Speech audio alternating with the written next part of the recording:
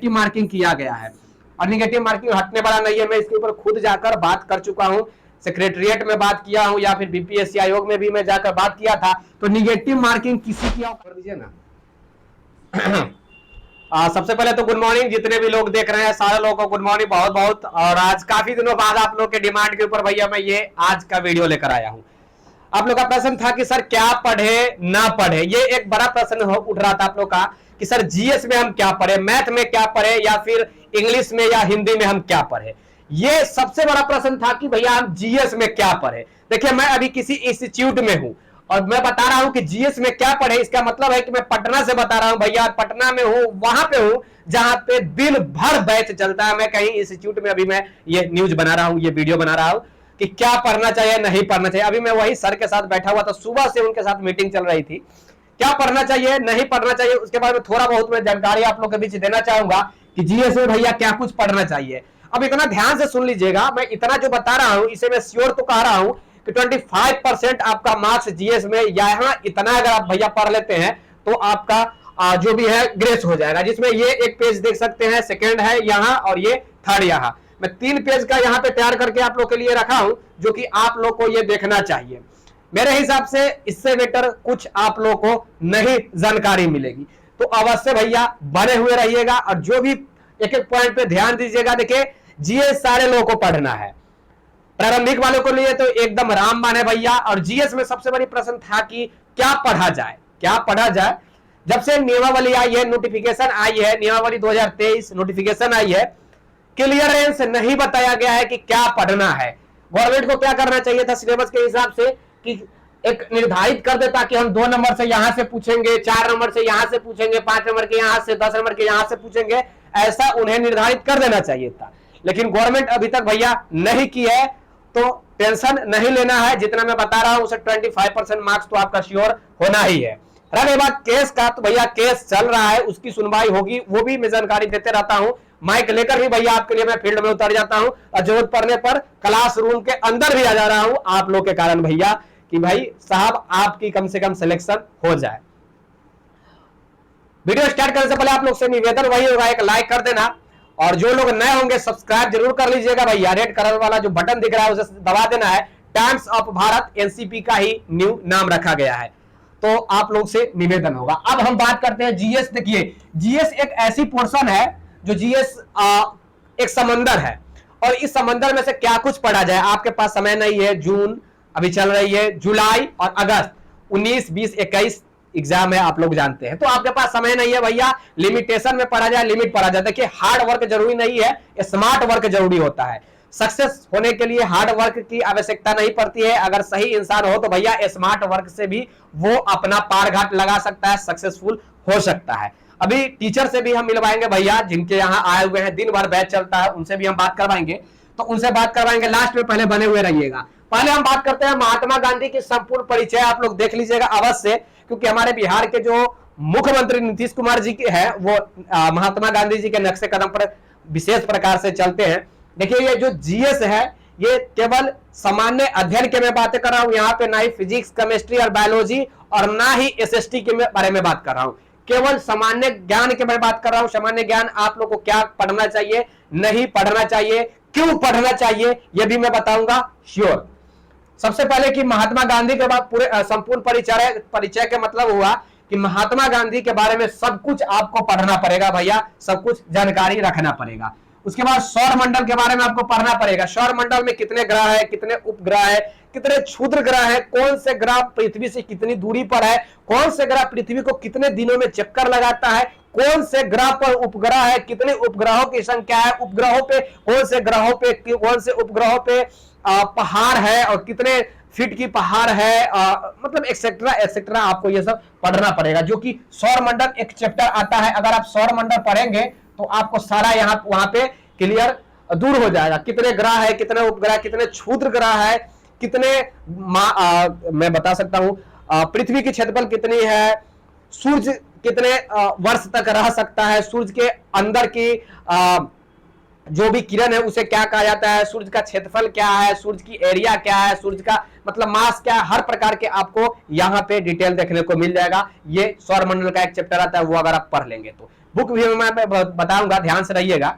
सौर मंडल में बहुत आता है, खासकर ग्रह के बारे में तो भैया आप लोग श्योर याद कर लीजिएगा कि कौन से ग्रह कितने दिनों में चक्र पृथ्वी का चक्कर लगाता है, कौन से ग्रह पृथ्वी से कितनी दूरी पर है, कौन से ग्रह पृथ्वी से टकरा सकती है, ये सब जानकारी आपको रखना होगा। पृथ्वी से भैया टकराते रहता है ग्रह जो उपग्रह है, क्षुद्र ग्रह है, उसकी जो पार्ट जो टूटे हुए जो अंतरिक्ष में जो भ्रमण कर रहा है वो भी टकरा जाता है भैया, तो उसके बारे में जानकारी रखना है। भारत के पड़ोसी देश के बारे में भैया जानकारी आपको रखना तो पड़ेगा ही।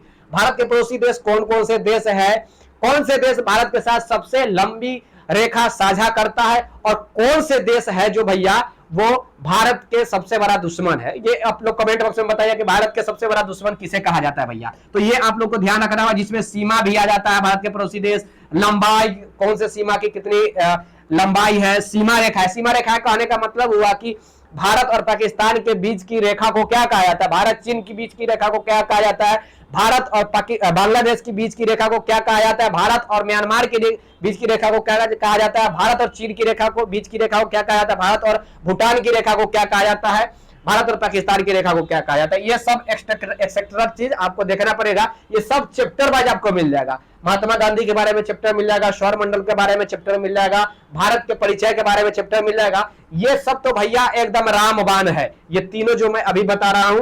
उसके बाद हम बात कर रहे हैं 4 नंबर में भारत के सबसे बड़ा और छोटा। भारत के सबसे बड़ा और छोटा कहने का मतलब हुआ भैया कि भारत में सबसे बड़ा पहाड़ कौन सा है, सबसे बड़ा रेल कौन सा है, रेल जो पटरी है वो कौन सा है, सबसे लंबा एनएच कौन सा है, सबसे बड़ा गुंबज कौन सा है, सबसे बड़ा मीनार कौन सा है, सबसे टॉलेस्ट व्यक्ति कौन सा है। मतलब हर चीज आपको बड़ा और छोटा, बड़ा ही सिर्फ नहीं पढ़ना भैया, छोटा भी पढ़ लेना। तो मेरा कहने का मतलब हुआ कि भारत के सबसे लंबा और सबसे छोटा आपको एक बार देख लेना है, ये भी एक पेज में आपको नजर आ जाएगा, एक ही पेज में सब मिल जाएगा। देन हम बात करते हैं भारत के परिचय, ये हमको शुरू में लिख देना चाहिए था, पहले हम स्टार्टिंग में बता कि गांधी जी का परिचय आपको संपूर्ण परिचय देख लेना है। उसी प्रकार मोस्ट इंपोर्टेंट है भैया भारत का परिचय। ये देखिए, ये खासकर सेंट्रल गवर्नमेंट के एग्जाम में पूछा जाता है, आप लोग अगर दिए होंगे तो।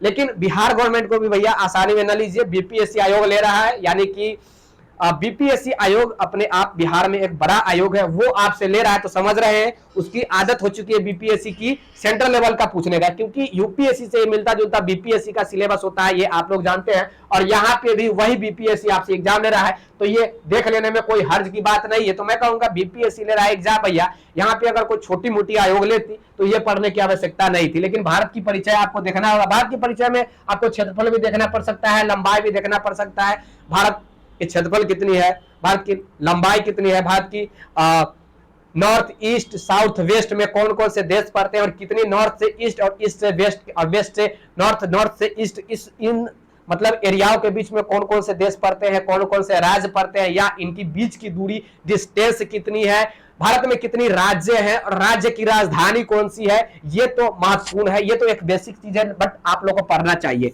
अगर ये सब आपसे मिस हो रहा है भैया तो अवश्य पढ़ लीजिएगा। उसके बाद प्रमुख के बारे में एक बार पढ़ लेंगे। प्रमुख कहने का मतलब हुआ कि आर्मी के प्रमुख को क्या कहा जाता है, उनका नाम क्या है, नेवी के प्रमुख को क्या कहा जाता है, उनका नाम क्या है, एयरफोर्स के प्रमुख को क्या कहा जाता है, उनका नाम क्या है। प्रमुख अध्यक्ष कहने का मतलब हुआ कि मैं यहाँ पे भी अध्यक्ष लिख सकता था, जैसे कि इसरो के अध्यक्ष कौन है, इनका नाम क्या है, इनकी स्थापना कब हुई थी, डीआरडीओ के अध्यक्ष कौन है, इसकी स्थापना कब हुई थी, एनएचआई के अध्यक्ष कौन है, इनकी स्थापना कब हुई थी, पीएमओ के जो भी सेक्रेटरी है, पीएमओ के ऑफिस में जो अधिकारी जो भारत लेवल पे जो सेंट्रल लेवल पर वर्क करते हैं पीएमओ के ऑफिस में, उनकी नाम जैसे कि नीति आयोग, ये सब उन्हीं के अंतर्गत आता है। तो सेबी उबी भी सब उन्हीं के अंतर्गत वही हैंडल करते हैं। तो ये सब एक बार आप लोग को देख लेना है। आरबीआई के अध्यक्ष कौन है, आरबीआई के गवर्नर कौन है, दुनिया जान जो भी है, सेबी के अध्यक्ष कौन है, सेबी के गवर्नर कौन है, ये सब देख लेना है। एमएचए देख लेना है, हेल्थ देख लेना है, हेल्थ देख लेना है, सेल देख लेना है। मैं कह सकता हूं कि ये एक बार अध्यक्ष के बारे में अवश्य देख लीजिएगा। अब मोस्ट इंपोर्टेंट है भैया बिहार का आप एग्जाम दे रहे हैं, अब बिहार का एग्जाम दे रहे हैं और बिहार अगर आप ना पढ़े तो ये हो सकता है ज्यादा एग्जाम में आपको नहीं पूछा जाएगा बिहार से प्रश्न। मैं फिर से बता रहा हूं कि बिहार से आपको ज्यादा प्रश्न नहीं पूछा जाएगा, मैं फिर से बता रहा हूं इसलिए क्योंकि इतिहास गवाह है कि बिहार में जितनी भी एग्जाम में बिहार सरकार भी ली है अपना यहाँ के एग्जाम, वहां 5 से 7 क्वेश्चन से ज्यादा नहीं दिया है। अगर आप एक बार बिहार के बारे में, बिहार के परिचय के बारे में अगर आप पढ़ लेंगे तो मुझे लगता है कि 4-5 प्रश्न अगर मिनिमम भी यहाँ से आता है तो आपका वो कवर हो जाएगा। इसमें बिहार क्या है, बिहार क्या है, इसका एक पेज आता है, बिहार क्या है उसके बारे में आपको, बिहार की एक छोटी सी मैगजीन टाइप की एक बुक आती है, एक छोटी सी आती है, 10 से 15 रुपए में ही देगा, वही आप अगर ले लीजिएगा तो भैया अपने आप में वो एक बड़ी बात होगी, सफिशियंट होगी। बिहार की क्षेत्रफल क्या है, बिहार के प्रमुख कहने का मतलब हुआ कि बिहार में कौन कितने मंत्री हैं,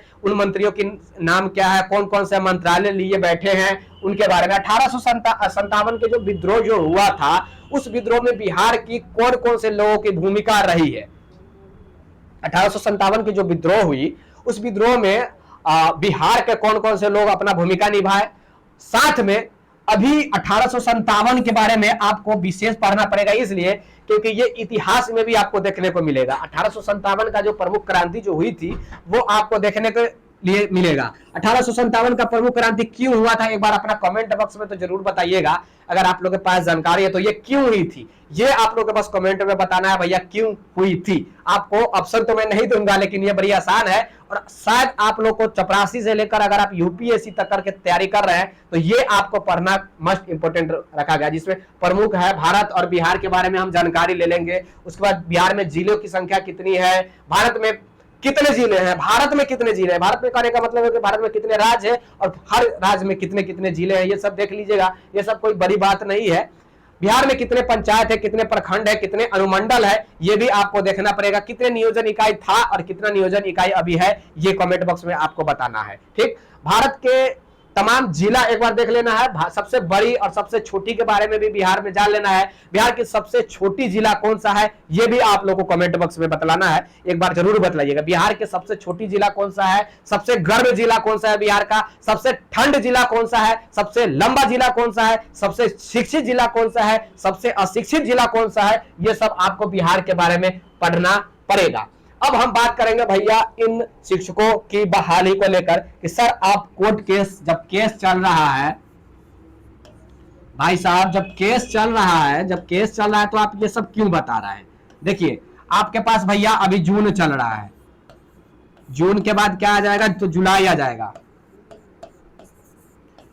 उसके बाद क्या आ जाएगा तो अगस्त आ जाएगा भैया, उसके बाद अगस्त आ जाएगा। अब आप सोचिए आपके पास समय कितना है, जो कि 19, 20 और 21 तारीख को ये एग्जाम होना है। अब आप खुद सोच सकते हैं कि इतनी समय में आपको पढ़ना है, वही चीज पढ़ना है जो पूछा जाए। आपसे 120 प्रश्न पूछा जाना है। और जब भी मैं ये अभी तक मैं नहीं बताया था, आप लोग का बहुत सारा कॉल मैसेज आ रहा था कि सर आप वहां पे रह रहे हैं, आपके पास बहुत सारे टीचर मिलते रहते हैं, वो भी पटना के जो जाने वाले टीचर है वो लोग मिलते रहते हैं, आप क्लास में भी जाते रहते हैं। मैं क्लास में बहुत, पटना के कोई ऐसा इंस्टीट्यूट नहीं है मैं जहां पे नहीं गया हूं भैया, और अभी भी मैं कहीं इंस्टीट्यूट में ही हूं। ये जो बोर्ड आप देख रहे हैं इंस्टीट्यूट वाले टीचर लोग का ही है। अब मैं उनका नाम अभी नहीं बता रहा हूं, इसलिए नहीं तो आप कहिएगा कि भैया उनका प्रचार कर रहे हैं, तो इसलिए मैं उनका नाम नहीं बता रहा हूं, लेकिन अभी भी मैं इंस्टीट्यूट में मौजूद हूं, आप लोग जानते हैं। तो ये कहने का मतलब हुआ केस एक तरफ चल रही है, वो सही बात है। जो भी जजमेंट आएगा उसका सराखों पे आप लोग को रखना पड़ेगा। जो भी जजमेंट जज साहब जो भी जजमेंट देंगे वो अपने आप में बड़ी बात होगी। या पे रद्द हो 2023 नियमावली, या फिर स्टे हो, या फिर एग्जाम होगी। अगर खुदा न खास एग्जाम हो जाती है और आप सिर्फ केस के बदौलत लड़ते रह जाएंगे भैया, तो बड़ी परेशानी हो जाएगी कि आप एग्जाम में जाकर और 0 लेकर आइएगा। क्योंकि क्या हो जाएगा कि भैया निगेटिव मार्किंग किया गया है, और निगेटिव मार्किंग हटने वाला नहीं है। मैं इसके ऊपर खुद जाकर बात कर चुका हूं, सेक्रेटरिएट में बात किया हूं, या फिर बीपीएससी आयोग में भी मैं जाकर बात किया था। तो निगेटिव मार्किंग किसी की औकात नहीं है कि भैया हटा देगी, निगेटिव मार्किंग तो रहेगा। 5 ऑप्शन रहने वाला है भैया। अब 5 ऑप्शन रहेगा, एक लास्ट में होता क्या है कि इनमें से सभी, इनमें से कोई नहीं, इनमें से सभी, इनमें से कोई नहीं। आप सब खुद सोच सकते हैं कि इस प्रकार का आपको ऑप्शन आता है, 5वां ऑप्शन, जो अच्छा पढ़ने वाले व्यक्ति को कंफ्यूजन में डाल सकता है। तो मेरा कहने का मतलब हुआ है कि पढ़ाई तो भैया करना पड़ेगा, 2 घंटा ही, 1 घंटा ही सही, लेकिन पढ़िएगा भैया, तभी कोई उपाय लगेगा। जो भी जानकारी था हमने जीएस के बारे में जानकारी देने का प्रयास किया। देखिए पढ़ना तो बहुत पड़ेगा भैया, लेकिन ये वो चीज मेरे बतलाने का प्रयास किया जो आपके लिए एकदम क्रीम है, एकदम रामबान है। अगर ये पढ़ लेंगे तो 25% मार्क्स आपकी कहीं नहीं जाएगी। क्या चीज? तो 25% मार्क्स अगर आपको भैया ग्रेस करना है, 25% मार्क्स अगर आपको भैया ग्रेस करना है, तब तो आपको पढ़ना पड़ेगा। कितना? तो 25% आपको मार्क्स चाहिए तो आपको ये पढ़ना पड़ेगा। क्या चीज? तो जीएस पढ़ना पड़ेगा। ये जीएस क्या चीज है? तो भैया जीएस में आपको अभी जो हमने बतलाया इतना अगर आप पढ़ लेते हैं तो भैया आपकी बेरा में 25% का इजाफा हो जाएगा। मैं कह सकता हूं कि 25% आपकी मार्क्स बढ़ सकती है, 25% आपकी मार्क्स बढ़ सकती है।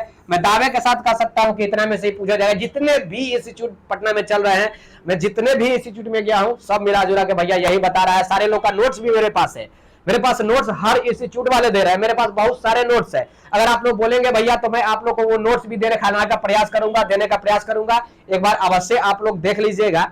वीडियो के डिस्क्रिप्शन में मैं कोशिश करूंगा, टेलीग्राम में चलाता नहीं हूं, ज्यादा लोग मैसेज करने लगते हैं, इसलिए वीडियो के डिस्क्रिप्शन में मैं टेलीग्राम का लिंक दे दूंगा, वहां पे जुड़ जाइएगा। जितने भी मेरे पास नोट्स फ्री ऑफ कॉस्ट आ रहा है भैया, फ्री ऑफ कॉस्ट, मैं फ्री में दूंगा, पैसा मैं नहीं ले सकता हूं। ओके, तो फ्री ऑफ कॉस्ट जो नोट्स होगा वो वीडियो के डिस्क्रिप्शन में टेलीग्राम लिंक होगा, वहां पे जुड़ जाइएगा और फिर वहां पे आप लोग को नोट्स मिल जाएगा। नोट्स कंपलसरी होता है। देखिए छोटा चीज है, आपको शॉर्टकट में पढ़ाई करनी है तो मैं तो कहूंगा कि वही चीज पढ़े जो पूछे, नहीं तो पढ़ाई का कोई और अंत नहीं है। बुक काफी लंबा लंबा है, अगर आप बुक स्टोर में जाइएगा तो इतना बुक है कि देखने के बाद सर चकराने लगता है। तो मैं यही कहना चाहूंगा कि ज्यादा अब कुछ नहीं, ये वीडियो काफी लंबी हो जाएगी और मेरे हिसाब से ये वीडियो थोड़ा सा लंबी लेंदी हो गया है, 20 मिनट के आसपास हो गया, कोई दिक्कत वाली बात नहीं है।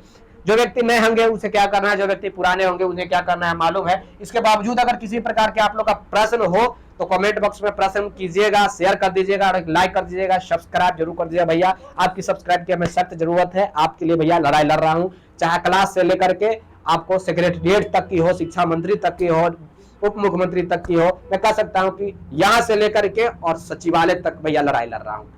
धन्यवाद, take care, bye bye, have a nice day. मचाते रहिए और जो भी प्रश्न होगा प्रश्न दीजिए, आगे जो भी जानकारी आएगी वैसे मैं देने का प्रयास करूंगा। Thank you.